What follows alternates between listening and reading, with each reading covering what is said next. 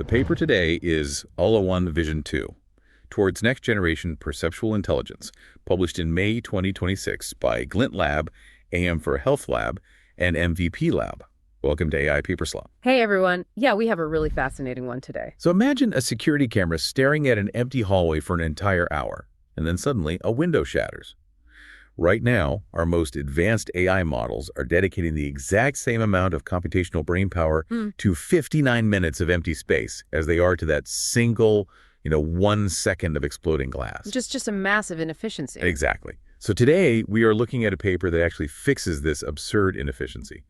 If you were building multimodal models, here is the 60-second TLDR of why you need to pay attention to this. Right, let's get into it. The authors argue that the industry really needs to abandon uniform frame sampling and enter what they call the codec-native era. So LLaVA-OneVision-2 introduces this thing called Codec-stream Tokenization. Right, so instead of blindly grabbing frames at fixed intervals, it treats compressed video as a continuous bit cost stream. Exactly. It uses the actual video codec's motion and residual signals to dynamically allocate visual tokens exactly where the action actually happens. And the results are just wild. It establishes a new state-of-the-art across video, spatial, and tracking benchmarks for 8 billion parameter models. Yeah, and most notably, it absolutely destroys the baselines on a brand new high-frequency motion benchmark called JumpScore. It scored a 74.9 in Jur's average precision. And for context, the baseline Qwen3 VL8B scored a 30.1. That is a massive gap. It's a completely different class of performance. It really is. So our mission today is to unpack the math and the architecture behind this Codec-stream tokenization.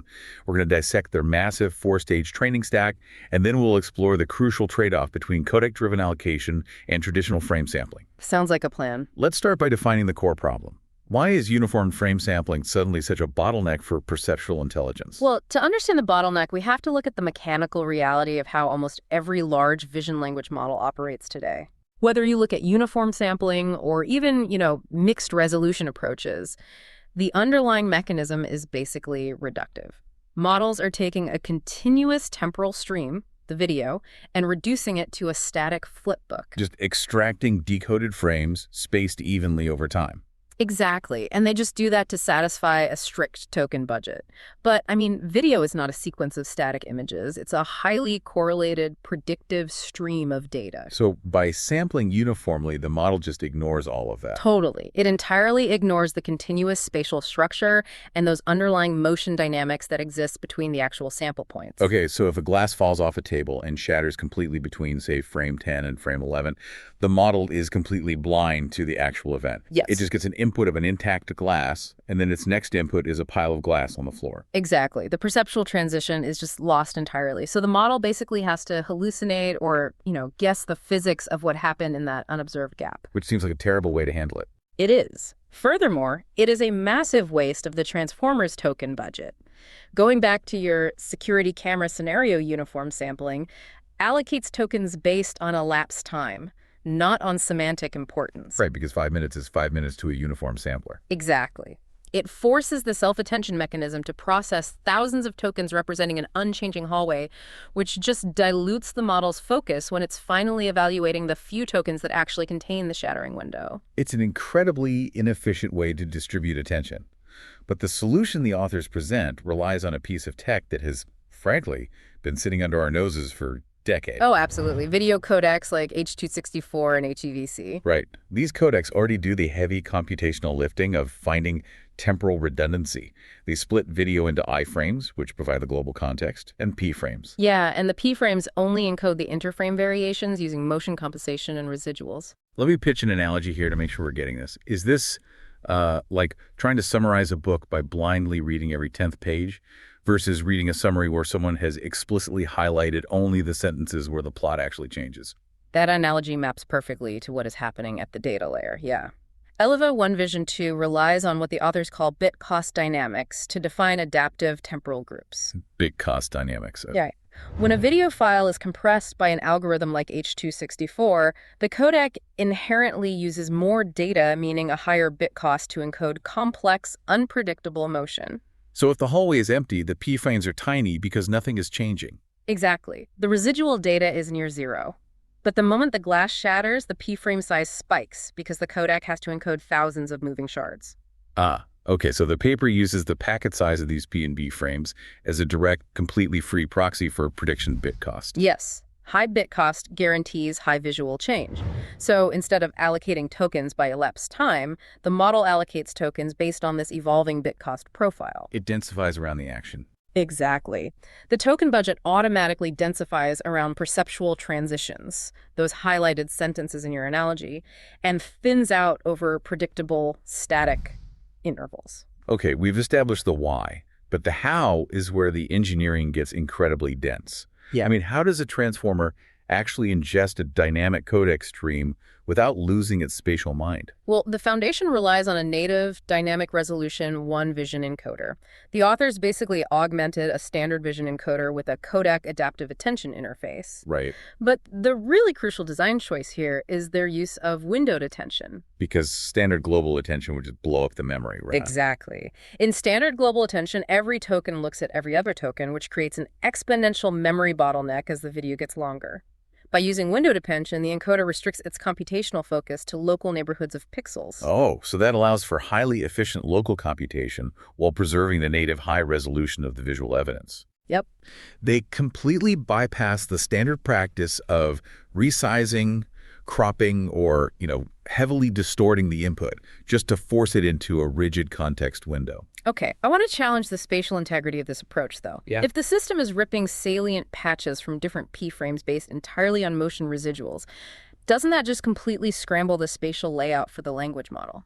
How do you mean? Like, if the encoder takes a high motion patch from the top left of frame 2 and another high motion patch from the bottom right of frame 5, how does the final model know where anything actually is in the original geometry of the video? Yeah. The authors anticipated that exact engineering hurdle, and their solution operates on two levels. First off, they don't extract isolated individual patches. Oh, they don't. No, they aggregate the motion residual saliency into 2x2 patch blocks. Okay, 2x2 blocks. Right. This means every selected unit always contains 4 spatially coherent neighboring patches. This aligns perfectly with the standard merging operations inside the vision encoder, which avoids the messy downstream problem of trying to stitch together totally unrelated, isolated patches from different regions of the screen. Exactly. It preserves the local geometry of the moving object. So it basically keeps the immediate physical context intact around whatever's moving. Yes. And from there, they pack these 2x2 blocks into compact structures they call I and P canvases. Okay, canvases. For each adaptive group of pictures, a GOP, the model generates one anchor I canvas that provides the global scene context, and multiple P canvases densely packed with the motion residual evidence. But wait, packing these patches tightly together to save tokens reintroduces the spatial scrambling problem, doesn't it? It does, but to solve it, they utilize a shared 3D rotary position embedding, or 3D rope. Right, rope-E is a standard in modern language models for 1D sequence data.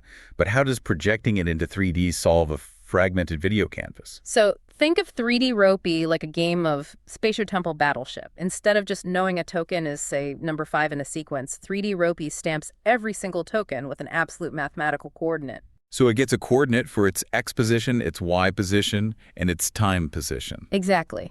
The model uses this 3D rope-E to place everything. The dense codec canvases, uniformly sampled frames, and even static images into a single, unified spatiotemporal coordinate system. Oh, wow. So when those highly active patches are packed tightly next to each other on an artificial canvas to save tokens, the self-attention mechanism doesn't get confused at all. Nope. It simply reads the 3D rope-E signature stamped on each token and instantly maps it back to its absolute origin point in the original time and space of the video file. That is incredibly elegant. The language model can reconstruct the geometry seamlessly. Yeah, it completely separates the dense packing required for computational efficiency from the absolute positional awareness required for semantic understanding. But that creates a new vulnerability, doesn't it? Like what happens during a massive, prolonged explosion? What do you mean? Well, a massive visual change will cause the bit cost to skyrocket. Doesn't that risk one highly chaotic frame hoarding the entire token budget for that temporal group, leaving nothing for the aftermath? It absolutely risks token hoarding, which is why the architecture includes a mechanism called stratified temporal allocation. Okay. They introduce a mathematical constraint known as same-frame attenuation, which is governed by a specific lambda parameter. The lambda parameter. So how does that work in practice? Think of this lambda parameter like a cooldown timer in a video game.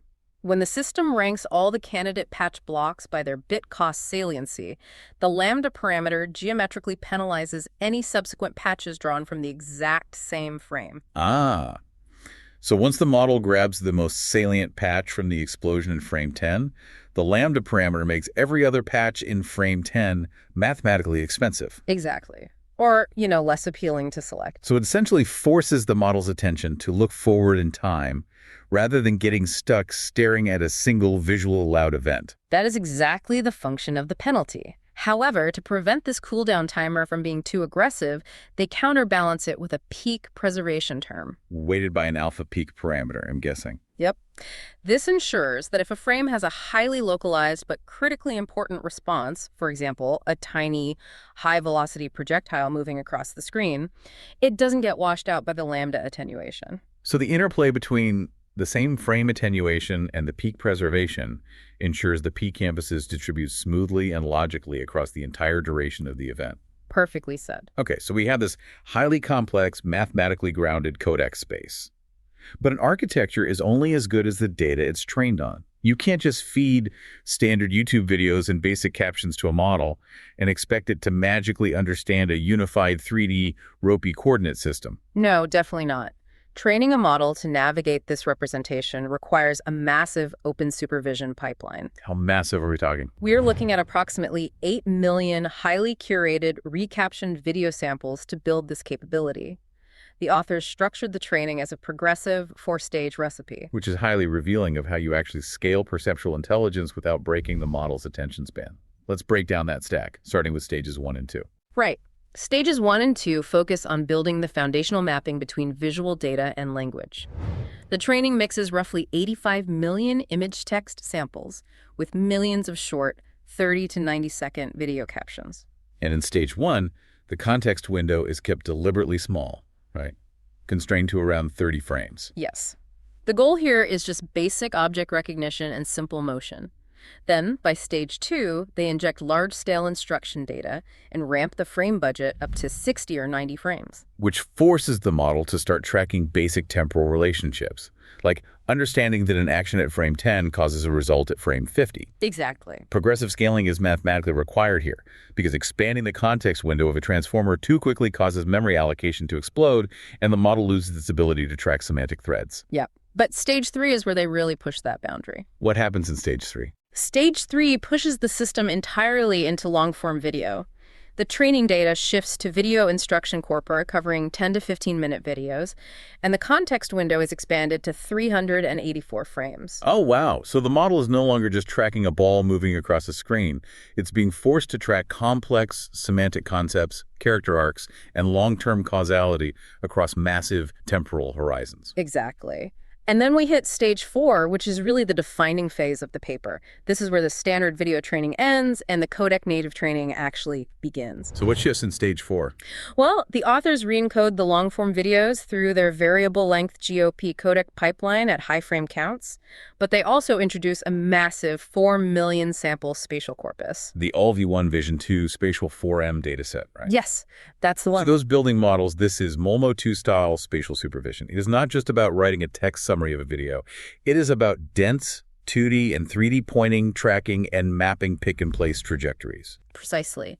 The spatial supervision forces the model to output explicit XY coordinates for where an object is, to draw bounding boxes around moving entities, and to predict the continuous trajectory of robotic arms. It teaches the model the precise geometric reality of the scene. Right. But the most critical engineering choice in this entire 4-stage stack is the interleaving process. Across the training stages, they interleave codec-patchified videos, uniformly sampled videos, and static images all within the very same training batches. So by interleaving them, the model is forced to master all representations simultaneously. Exactly. It learns how to map codec patches, uniform frames, and static images into that shared 3D ropey spatiotemporal coordinate system. And it does that without overfitting to the quirks of the codec bit stream. It becomes totally representation agnostic at the semantic level. That interleaving is exactly what allows the model to remain highly flexible. But, to prove that this complex training pipeline in unified space actually yields superior perceptual intelligence, the authors realized standard benchmarks were completely insufficient. Right, because standard data sets like charades or ActivityNet basically just test one-shot events. A person opens a door or a person sits down. To a modern vision model, those events are fairly easy to distinguish based purely on global context. Exactly. So the authors had to invent a new way to measure high-frequency perceptual intelligence. They introduced a benchmark called JumpScore. JumpScore. So this is a temporal localization benchmark designed specifically to target densely repeated motion, right? Yes. It consists of 189 in-the-wild jump rope videos. And this represents a brutal, almost adversarial test for any model relying on a uniform frame sampler. Because to a uniform sampler, every single frame of a person jumping rope looks nearly identical. You have the exact same person against the exact same background, returning to the exact same general body position cycle after cycle. Exactly. If a pipeline uses a standard similarity-based token deduplication method, it looks at a jump rope video and discards almost all the frames as redundant. Because the global pixel values barely change. Right, so the uniform sampler becomes completely blind to the rhythm. The discriminative signal, the actual semantic event of completing a jump, lives entirely at the sub-second cycle boundaries. Specifically, it's that exact fraction of a second when the rope passes behind the person's legs. Yes, and because the bit cost spikes precisely at those boundary moments due to the high-velocity motion of the thin rope crossing the background, the Codec-stream captures the event perfectly. While the uniform sampler just skips right past it. Exactly, and the empirical data proves the theory. On the JumpScore benchmark, the LLaVA-OneVision-2 8B model achieved a 74.9 mean average precision. Wow, and the baseline model, Qwen3 VL8B, scored a 30.1. Right. For context on that metric, mean average precision in this temporal grounding task measures how accurately the model identifies the exact start and end timestamps of every single jump rope cycle. A 44.8-point gap in MAP is not an incremental update. No, it really isn't. It is a complete class difference in the model's ability to localize high-frequency motion. And here's the crazy part. Even when the authors controlled for the exact same visual token budget, the Codec-stream inputs improved temporal grounding over frame sampling by 17.3 points on this specific benchmark. Wow, so the dynamic allocation of tokens fundamentally changes the model's resolving power for repetitive high-speed actions. It really does. This brings us to a vital question for the machine learning engineers listening to this. Is the Codec-stream the undisputed king of all video tasks? Well, looking at the ablation studies in Section 8 of the paper, the authors reveal a much more nuanced reality regarding competence boundaries. Right. The paper is pretty transparent that Codec-stream allocation is not a silver bullet for every single computer vision problem. No, definitely not. There is a fundamental dichotomy between tasks where Codec-stream allocation dominates and tasks where uniform frame sampling remains superior. So where does the Codec-stream win? The Codec-stream consistently wins on long video tasks governed by coarse temporal structure.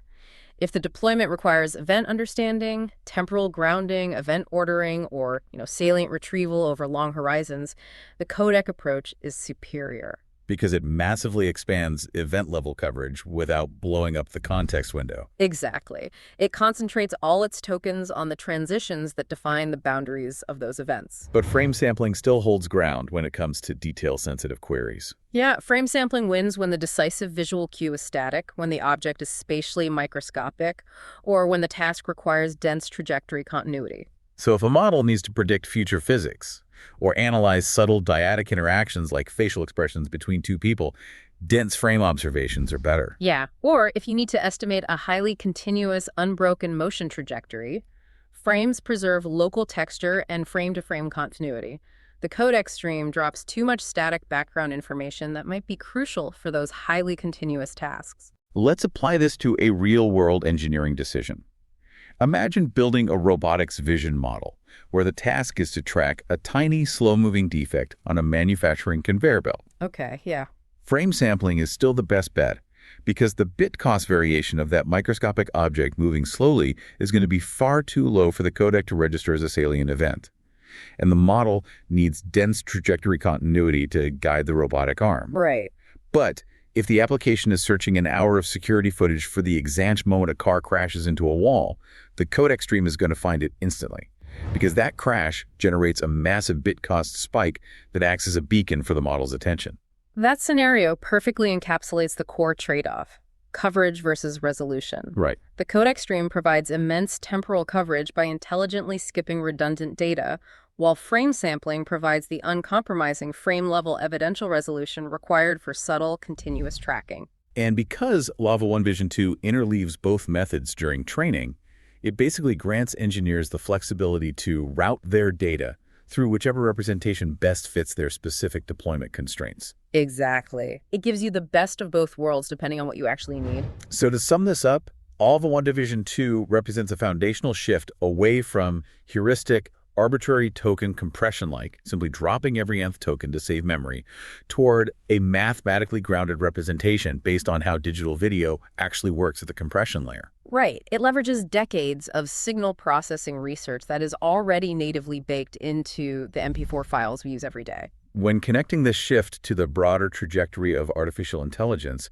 it raises a pretty provocative question. What's that? Right now, the industry is seeing massive performance gains by aligning AI models with H.264 and HEVC codecs, but those codecs were designed over 20 years ago with one specific goal: to fool the human visual system. Yeah, they aggressively throw away data that the human retina cannot perceive, like slight color variations in dark scenes. So what happens when we stop relying on human-centric compression algorithms for machine intelligence? Oh, that's fascinating. Like, what happens in the 2030s when we design brand new video compression codecs optimized entirely for AI semantic understanding? Exactly. We might see codecs that prioritize the mathematical structures a transformer needs rather than what the human eye expects. It's highly likely that the next generation of video codecs will not be written by human signal processing engineers at all.